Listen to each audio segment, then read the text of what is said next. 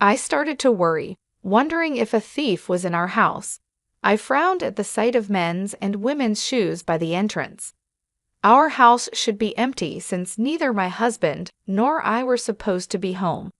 Yet I could sense someone was there, both at the entrance and in the bathroom. The loud, crude voice coming from the bathroom made it clear that someone was enjoying themselves. It's not unusual for husbands to invite their mistresses over when their wives are away, but that couldn't be the case here. This voice couldn't have been my husband's. He was standing right next to me, staring at the bathroom with a pale face. "My name is Jessica, and I've been married to Adam for 3 years. We both work, so we don't have any children yet. However, I believe we have a peaceful and loving life, spending our days off going out or traveling. Thankfully, neither our parents nor in-laws pressure us about having children. In fact, they live nearby, which allows us to maintain a good relationship and gather for family dinners. The slightly old but beautiful house we rent was recommended to us by our in-laws. We usually host dinner parties once a month, and when we do, my mom and I prepare the meal, enjoying the evening with Dad's favorite wine and the food brought by our in-laws. On that day, Mom had come over in the morning to help prepare for the dinner party, but she seemed unusually quiet and a bit down. While cutting the ingredients, she expressed concern, saying things like, "Do we really need this much? We might not be able to finish it all." This was not like her. "Mom, what's wrong?" "We've only prepared the usual amount for today," I asked. She looked at me with surprise and then laughed it off. "I'm sorry, dear. It's just that Dad has been eating less lately, and I'm worried." "Really? Is Dad not feeling well?" I asked. My dad has been a self-made businessman since his youth, the so-called entrepreneur. He's always been focused on work. When I was a child, I barely remember my dad playing with me on his days off. Even though I don't have many memories of him being around, I still worry about him. It bothers me to think that he might be working himself sick. Mom seemed hesitant to say anything, probably not wanting to worry me, but she finally opened up. "It's not an illness. Dad is perfectly healthy, but he's been acting distant lately. He's been criticizing dinner and making comments about how plain my clothes are." Why would he say such things? I thought, it's awful that he would say that to Mom, who has always been the heart of our home. But Mom brushed it off, saying, "I'm fine. Maybe Dad is just a bit stressed from starting a new business." She insisted she was okay, and although I was still concerned, we let the conversation fade and got back to cooking. Today, we plan to prepare a special meal, including Dad's favorite steak and pie, as a way to support his new business venture. Adam, my husband, was busy as usual, unable to relax until everything was spotless. He's very particular about cleanliness, and even when it's just family, he always makes sure the entrance and living room are perfectly clean before we have guests. As I started tidying up the garden, Dad, my mother-in-law Teresa, and my father-in-law Eric arrived. "Jessica, can I have a word?" Teresa called out to me just as I was checking the pan to cook the steak. She looked serious as she walked into the kitchen, and without saying a word, she handed me a box that looked like a gift. Puzzled, I took it, and when I opened it, I saw the logo of a famous steak restaurant. Inside were thick, high-quality steaks with a mouth-watering aroma. It turned out that we had accidentally prepared the same dish. I thought it would be easy enough to just cook fewer steaks. After all, it wasn't the first time our gifts had coincidentally matched. I smiled and said, "Wow, did you go out of your way to buy this?" "We heard it was a celebration, but you could have told us about the steaks. This is a bit awkward. Should we just serve the gifted steaks today?" Teresa replied, "But you with Adam can still eat them, right? We're not young anymore, and too much meat can be a bit heavy on our stomachs." I found myself speechless. Everyone in the family is nearing 50, and it felt wrong to prepare so much food only for it to go to waste, especially after Mom had helped with the preparations. "You should have said something. How thoughtless," Teresa remarked as she left the kitchen. Her comment surprised me, but she didn't notice my reaction as she walked out with the steaks. It was the first time anyone had said something like that to me. We never coordinated gifts before, and even when we ended up giving the same thing, we usually laughed about it. In the past, our gifts had always been sweets or similar items. I felt a bit uneasy, but I thought maybe the expensive gift had upset her, so I didn't think about it too much. At the dinner party, Dad was thrilled with the steak from the high-end restaurant. Mom seemed to understand my situation with just a glance, and, without mentioning the steaks we had prepared, pretended to be just as happy. After Teresa, Eric, and Dad left, Mom cleverly used the leftover ingredients to make beef stew before they were cooked. "We could have still had the steak," I said. "You both would have gotten tired of steak. This way, you can take it home," Mom replied, packing her share in a food container. Although I felt a little bad, the beef stew Mom made was delicious and I quickly finished it off as the flavors blended together. Later, I heard that despite how tasty the stew was, Dad complained about it, calling it outdated. I was furious but ended up just holding onto those feelings, unable to resolve them, especially when Mom just gave a small, sad smile. A few weeks after that dinner party, I got an unexpected message from Adam. He was supposed to be away on an overnight business trip, but it had been canceled due to changes on the client's side. He told me he would be coming home as usual. Since he was supposed to be away for 5 days, I had planned to spend some time at my parents' house, but with him coming home, my plans changed. I called my mom to let her know, and then met up with Adam to head home together. When we arrived home, I noticed something strange. "Did we forget to turn off the lights?" I asked, feeling sure that I had turned everything off before we left. The light was on near the entrance, and concerned about the waste of electricity, I apologized. But Adam reassured me, saying, "Don't worry about it," as he inserted the key into the front door. Then he suddenly fell silent. "What's wrong?" I asked. "The front door is unlocked," Adam replied, making me freeze. Thinking it might be a burglar, I quietly took out my phone and started recording. I nodded to signal Adam, and he slowly opened the front door. "Whose shoes are these?" he asked, pointing to a pair of men's leather shoes and women's pumps in the entryway.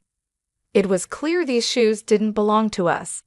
If these were Adam's shoes, and he wasn't here right now, I might have suspected he was cheating by bringing another woman home. But since he was right here next to me, it meant someone we didn't know was in our house. Sensing my worry, Adam grabbed his umbrella, ready to use it if needed, and moved forward. We noticed the living room light was on, and there was food scattered on the table, as if someone had bought it recently.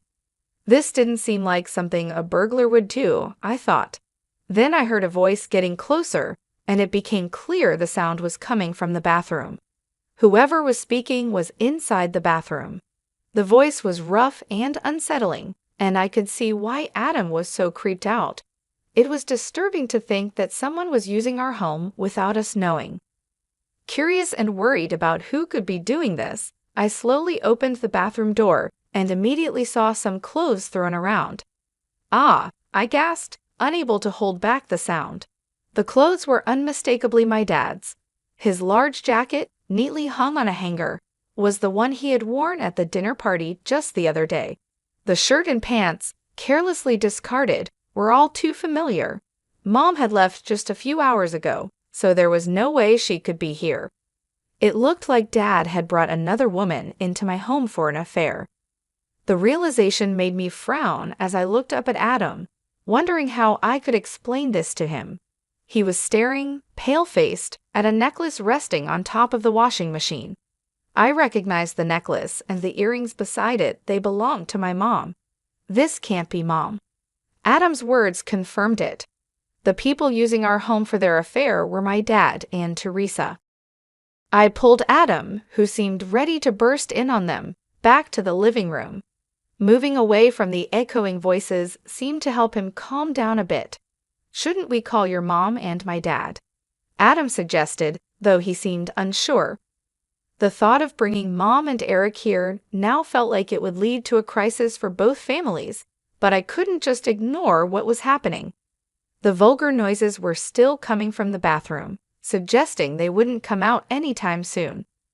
I contacted Mom, and Adam reached out to Eric right away. "It's about Dad," Adam said. "Your dad told me he was going golfing today. He left early this morning and won't be back until tonight. Should I tell him to call you when he gets back?"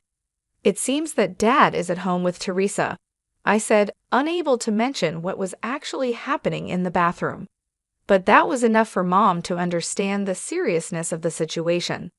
In a tense voice, she said, "I'll be right there," and hung up. Less than 20 minutes later, Mom arrived, looking pale, with Eric right behind her, utterly bewildered. The voices had stopped, but we could still hear the shower running. Thankfully, the loud voices that had filled the hallway earlier were no longer heard. "Adam, what do you mean Teresa is here?"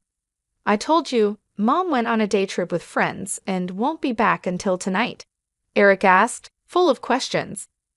We had informed him that Dad was with someone, but whether he was confused or just didn't want to accept it, he avoided looking toward the bathroom.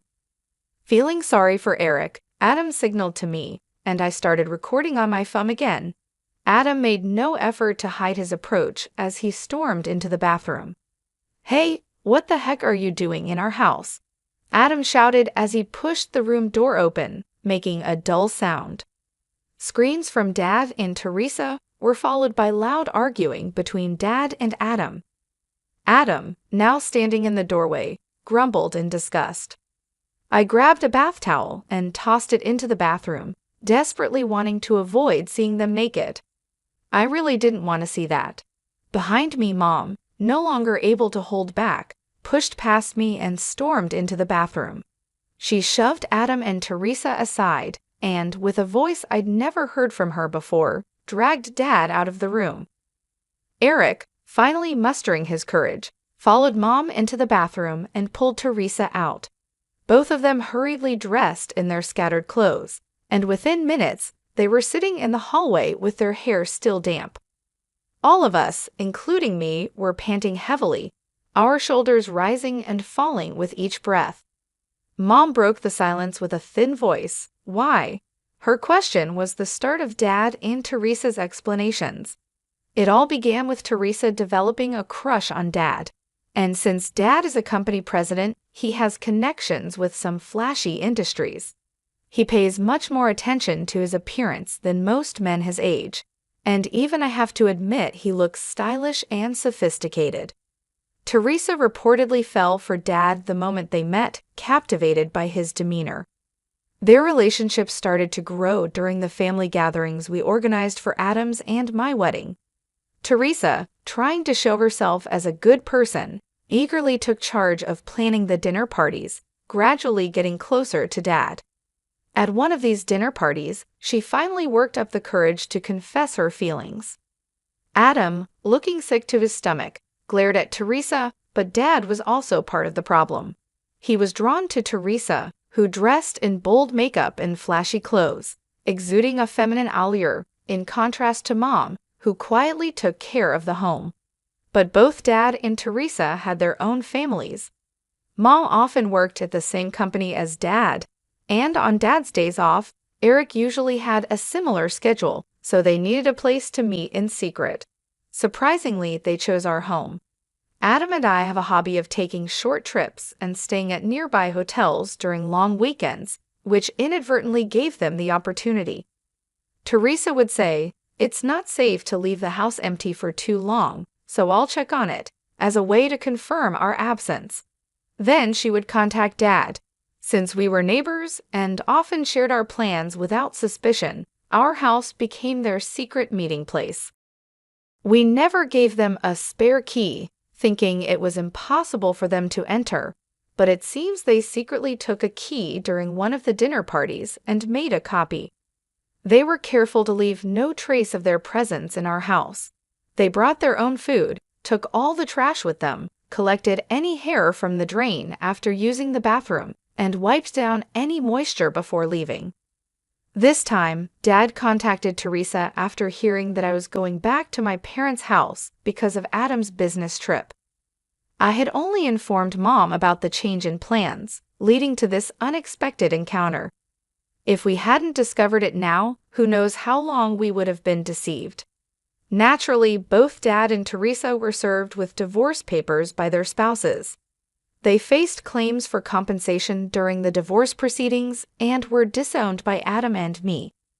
Although Dad and Teresa initially admitted to what they had done, they later claimed we were lying and had no evidence. However, I had recorded everything on my phone, and when I presented that as evidence, the divorce proceedings went smoothly. With the settlement money, we moved into a new apartment. Adam, who already had a bit of a germophobia, developed a complete aversion to the room after that day and now refuses to even go near it.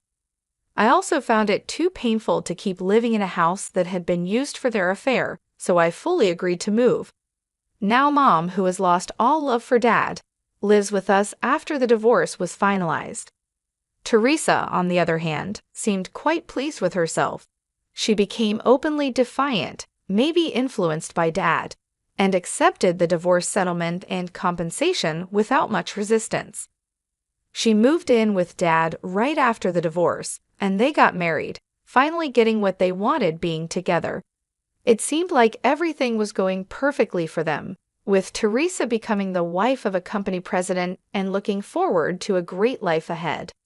However, their plans quickly went wrong. Dad's new business venture failed, and the company's performance rapidly declined, like a balloon losing air. When Mom heard about this, she simply nodded, as if to say it was expected. "Who do you think was holding everything together all this time?" she said. It was Mom who had been quietly managing the complaints about Dad's harsh business tactics, both inside and outside the company, and supporting the business behind the scenes. She handled a major part of the company's finances and dealt with clients. Naturally, she resigned from the company when the divorce happened, and Dad, eager to get rid of her, didn't ensure a proper handover. As a result, the company was left with unhappy employees, and many of them followed Mom's lead and resigned, causing a staffing shortage. Dad had always believed that it was a wife's duty to support her husband, so he naturally expected Teresa to take over Mom's role. However, Teresa, who had always been a housewife, didn't understand the business at all and was of no help. The mass resignation of employees, fueled by the scandal of Dad's divorce, became widespread gossip, and clients began to pull out from Dad's company, citing poor performance. Dad's company couldn't last even half a year and soon went bankrupt. Their house and assets were seized, and they were left with significant debt, including unpaid wages. They managed to find a place in a cheap apartment, living a difficult life. Despite his age and wanting a company that would treat him as a president, Dad couldn't secure a new job. Naturally, his frustration grew, and he turned to gambling as a way to relieve his stress. But even that wasn't enough. He began to blame Teresa, saying, "None of this would have happened if it weren't for the affair. It was Teresa who seduced me." His anger led to him becoming violent towards Teresa. Teresa, struggling to make ends meet with part-time jobs and desperately trying to support Dad, grew disillusioned with him as their situation worsened. He sank deeper into his gambling addiction, wasting even the money they needed for living expenses. Unable to bear Dad's constant verbal abuse, Teresa eventually fled the apartment. She ended up at Eric's house, where Adam had grown up. Adam and I happened to be visiting Eric, who had become somewhat reclusive due to the emotional strain of the divorce, so we often checked in on him. When we found the front door open, we walked in to see who was there and were met by Teresa. At first, we didn't recognize her. She looked so different that we thought an old woman we didn't know was speaking to us. The once well-groomed Teresa was unrecognizable, now looking worn out. Teresa tried to apologize and seek forgiveness for what she had done in the past, but all I could do was give her a bitter look, thinking it was too convenient for her to ask for forgiveness now. Eric must have been quite shocked to see her, yet he seemed somewhat moved by the return of the woman he once loved. While he was trying to figure out how to ask her to leave, Adam, standing next to him, suddenly clutched his mouth and crouched down. Remembering Teresa's affair in our room, he couldn't hold it in and vomited right there. In a panic, Eric and I rushed to get a trash can and water, and we heard Adam's cries of rejection toward Teresa from behind his back. Feeling sorry for Adam and unsure how to handle the situation, it was Eric who took action. He looked Teresa straight in the eyes and firmly told her there was no chance of reconciliation. "Leave," he said, sending Teresa away with strong words. Teresa seemed deeply affected by her own son's rejection, especially seeing how sick it made him. Without saying another word, she stumbled out the front door and left. Since that incident, Teresa has kept her distance from Eric, and there has been no contact from either Dad or Teresa. It seems our ties with them have been completely severed. Adam was under the weather for a few days, but he has since recovered, and together, we are focused on building a warm and loving home. Mom has shown incredible strength. She quickly found work, made new friends, and is moving on from Dad to enjoy her life. She's planning to rent an apartment for herself once she has saved enough, and I hope she chooses one close to our home. As for Eric, he seems to have brightened up a bit after adopting a stray cat that wandered into his yard. Taking in that one cat has led to more cats gathering at his place, and now it's known in the neighborhood as a popular hangout for cats. The ordeal caused by Dad and Teresa involved the whole family in a tough situation, but those of us who remain have strengthened our bonds and are doing our best to move forward.